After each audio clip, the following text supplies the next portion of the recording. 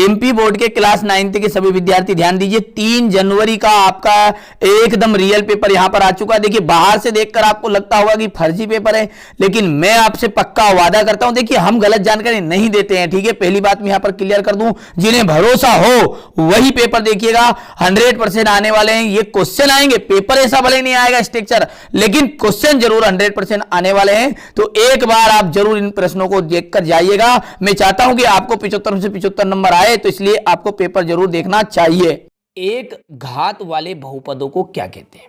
तो एक घात वाला जो बहुपद है वो कहलाता है रेखिक। रेखिक का मतलब होता है एक घात, दो वाला दो द्विघात, ठीक है। और गोले का आयतन क्या है? तो गोले का आयतन का फॉर्मूला होता है 4/3 पाई आर क्यूब, जो तीसरा एकदम राइट रहेगा।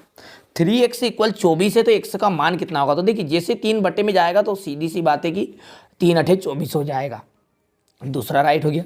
मूल बिंदु के निर्देशांक होते हैं 0 0, ठीक है। इनकी संख्याओं का जो माध्यक है, माध्यक कितना निकलेगा आपका? 6 निकलेगा, ठीक है।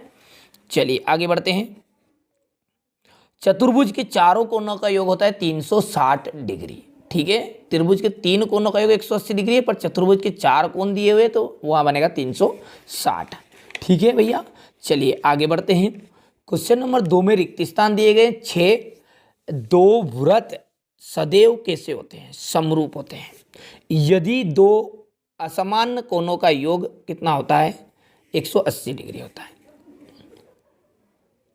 9 की पावर है 1/2, इसका मान कितना होगा? तो देखिए 3 को हम लिखेंगे 3 की घात 2, यहाँ समझ लेते थोड़ा सा, 3 की घात 2 हो गया ये आपका, और ये जो 1/2 है वैसे का वैसा रहेगा। तो यहाँ से 2 से 2 कैंसिल, आंसर कितना आ गया है? 3 आ गया है। शंकु का आयतन का फॉर्मूला जैसा कि आप जानते होंगे कि 1/3 पाई आर स्क्वायर एच होगा। 3x स्क्वायर में x की घात क्यूब है, जिसका गुणांक कितना है? तो गुणांक का मतलब इसके आगे जो लिखा रहे, इसके आगे 3 लिखा भैया, तो 3 आंसर हो गया। सिंपल से सवाल है, कोई कठिन वाली बात नहीं है, ठीक है। और एक विशेष सूचना मैं आपको दे दूं कि देखिए आप 9th क्लास में हैं, और यदि आप 10th की अच्छे से तैयारी करना चाहते हैं तो यहाँ चैनल आपको एकदम फ्री आपको तैयारी कराएगा। आप घर में से ही अच्छे से तैयारी करना शुरू कर दीजिएगा। और साथ ही साथ यदि आप वार्षिक परीक्षा 9th क्लास की यहाँ से तैयारी करेंगे तो आपको यहाँ पर वार्षिक परीक्षा का पेपर भी उपलब्ध कराया जाएगा। साथ ही साथ आपको व्हाट्सअप नंबर भी दिए जाएंगे, ताकि आपको कोई भी समस्या रहे तो आप बेधड़क कांटेक्ट कर सके। तो चैनल को सब्सक्राइब जरूर करके रखिएगा। चलिए बिंदु 7,6 की कोटि का मान कितना होता है? तो कोटि का मान है यहाँ पर 6, ठीक है।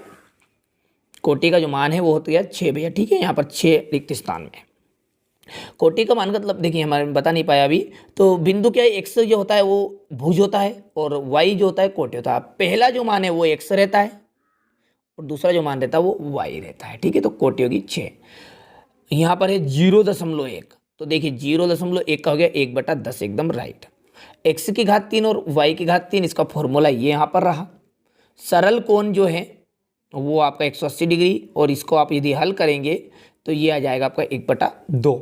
बिंदु अल्फा और 0 स्थित है, किस पर स्थित है भैया? एक्स अक्ष पर, और 8 का जो माइनस का 1/3 की पावर रहेगी, तो ये आ जाएगा आपका 1/2, ठीक है भैया। चलिए आगे बढ़ते हैं। क्वेश्चन नंबर जो 4 है, इसमें आपको एक वाक्य में उत्तर दिए गए हैं। कितने उत्तर दिए गए हैं? 6 प्रश्न आपसे पूछे रहे जाएंगे। पूरक कोण क्या है?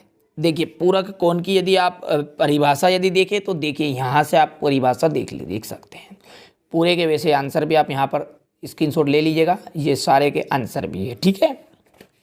एक द्विघात बहुपद का उदाहरण है x square plus b x plus c. वृत्त की सबसे बड़ी जीवा क्या कहलाती? तो वृत्त की सबसे बड़ी जीवा कहलाती व्यास। यदि a1/a2 is not equal to b1/b2, तो निकाय का हल क्या होगा? एकादित्य हल होगा। एक्स अक्ष पर स्थित किसी बिंदु की कोटि कितनी होती है? तो देखिए एक्स अक्ष पे है तो कोटि 0 होगी, वाई अक्ष पे है तो भुज का मान भी 0 होगा, ठीक है। कोटि 0 होगी, ठीक है। वर्ग की परास जो 80 से 100 है, उसकी परास क्या है? परास मतलब इसके बीच का गैप, अंतर, तो 20 है। 100 में से 80 घटा लीजिएगा। अब है सत्य समद्विबाहु त्रिभुज के तीनों कोणों का योग बराबर होता है। तो देखिए नाम क्या है? समद्विबाहु, समान दो भुजा। तो भैया 3 कोण कैसे बराबर होंगे? गलत बात हो गई। तो यहाँ पर x इक्वल 0 तो x अक्ष का समीकरण है, गलत है। सर्वांग सम त्रिभुज के में संगत भाग बराबर होते हैं, सत्य है। इसके बाद है वर्ग अंतराल 10 से 15 में वर्ग की उच्च सीमा क्या है, 10 है क्या, तो उच्च सीमा होता है बड़ी संख्या, तो बड़ी क्या है, 15 है। y अक्ष की भुज सदैव शून्य होती है, तो देखिए ध्यान दीजिएगा, y अक्ष की भुज सदैव शून्य, अभी हमने यहाँ पर एक वाक्य में उत्तर देखा था, x अक्ष पे स्थित है तो कोटि शून्य हुई थी, तो यहाँ पर भुज शून्य होगी, ठीक है। बहुपद x square plus 2x plus 3 एक पदी बहुपद, द्विपदी बहुपद है, द्विपदी का मतलब है दो पद वाला, तो यहाँ पर देखिए 1 2 3 तीन पद है, तो त्रिपदी हुआ। अगला क्वेश्चन नंबर 6 से आपके देखिए क्वेश्चन आंसर शुरू हो गए हैं, 2-2 नंबर के सवाल, जिन्हें आप अच्छे से कंप्लीट करिएगा। आशा करता हूँ कि आप इन्हें अच्छे से कंप्लीट भी करेंगे और अच्छे अंक प्राप्त करेंगे, क्योंकि इस चैनल का मुख्य उद्देश्य यहाँ है कि आपको अच्छे अंक प्राप्त कराए जाए और इसी उद्देश्य से हम कार्य कर रहे हैं, ठीक है। तो आप चैनल को जरूर सब्सक्राइब करेगा। देखिए स्क्रीनशॉट ले लिए, सारे सवालों को आप अच्छे से कंप्लीट कर दीजिएगा। हल इनका अच्छे से कंप्लीट करने के बाद और बड़े ही सफाई के साथ आप पेपर दीजिएगा, ठीक है, क्योंकि पेपर आपका अच्छा जाए तभी जाकर हमें एक रियल खुशी मिलेगी, क्योंकि आपको अच्छे अंक प्राप्त कराना है, ठीक है, इस चैनल का उद्देश्य। तो यहाँ पर देखिए क्वेश्चन नंबर 16, 17 और ये क्वेश्चन नंबर 18, ठीक है। इसके बाद क्वेश्चन नंबर 19, स्क्रीनशॉट ले लीजिएगा, ठीक है भैया। यहाँ पर 19, 20 और यहाँ से क्वेश्चन नंबर 21 और ये जो है क्वेश्चन नंबर अंतिम 22 हो गया वहाँ पर, और ये अंतिम क्वेश्चन 23, ठीक है, यहाँ पर।